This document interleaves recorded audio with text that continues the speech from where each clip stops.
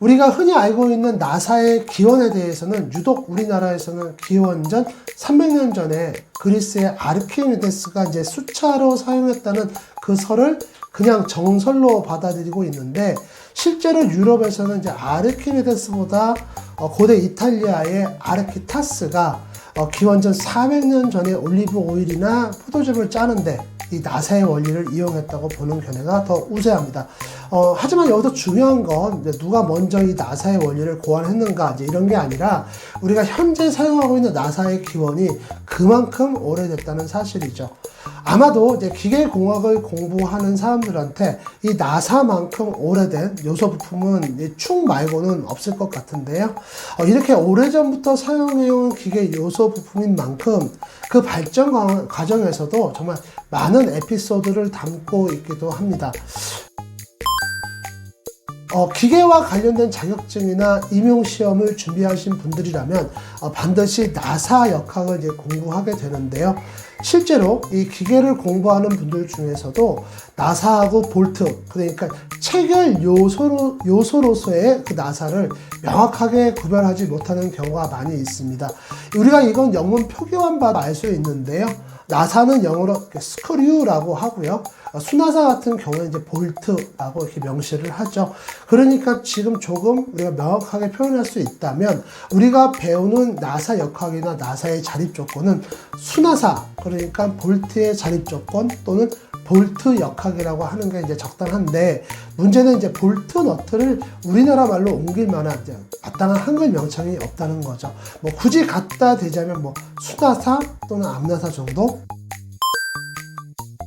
유래가 긴 만큼 나사에도 많은 에피소드하고 여기에 관련된 사람들이 있는데요. 이 중에서 이제 볼트를 가지고 가장 떼돈을 본 사람을 한번 찾아본다 그러면 헨리 필립스가 아닌가 싶습니다. 이 사람은 이제 독일 사람인데요. 기계하고 관련된 일을 했던 사람은 아니었고 라디오 수리공이었습니다.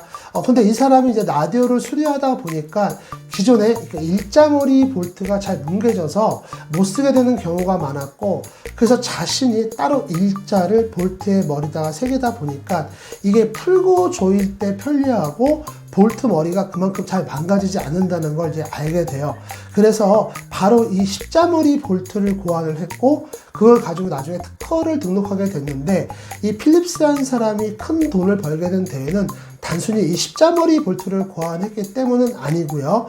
이 사람이 정말 똑똑했던 게, 십자머리 볼트를 고안을 하고 특허를 등록하면서 십자 드라이버하고 함께 규격을 등록하게 됩니다. 게다가 이제 필립스가 이 특허를 출원했을 때가 1933년인데요. 7년 뒤인 1939년에 세계 제2차 대전이 이제 발발을 하게 되면서 이 십자머리 볼트의 수요가 아주 폭발적으로 늘어나게 됩니다. 그리고 여기에 대한 이제 제품하고 공구의 판매, 그리고 라이센스 수입이 더해지면서 정말 엄청난 돈을 벌게 되죠. 실제로 이 당시에 필립스가 세운 회사는 현재에도 건재하게 있고요. 회사 홈페이지를 보면 각종 볼트하고 전용 공구를 함께 판매하는 것을 우리가 알 수 있습니다. 헨리 필립스가 십자머리 볼트로 크게 부를 축적한 사람이라면은 볼트 규격에 바로 자신의 이름을 이렇게 지어 넣은 사람이 있어요. 바로 휘트워스인데요. 휘트워스는 1800년대 영국에서 활동했던 기술자 겸 사업가였고요. 특히 그의 회사는 당시로서는 나름 정밀한 공작 기계를 만들고 있었는데, 시중에서 사용되는 다양한 볼트를 만들어낼 수 있는 그런 공작 기계를 휘트워스는 이제 제작하고 싶어 하게 됩니다. 그래서 당시에 시중에서 유통되고 있던 다양한 볼트를 이렇게 조사를 했는데, 너무 형태가 다양해서 모든 걸 다 만족할 수 있는 공작기계 제작은 이제 포기를 하게 돼요. 대신에 볼트를 쉽게 만들 수 있도록 이제 규격화해야 됐다는 이제 이런 생각을 하게 되는데요.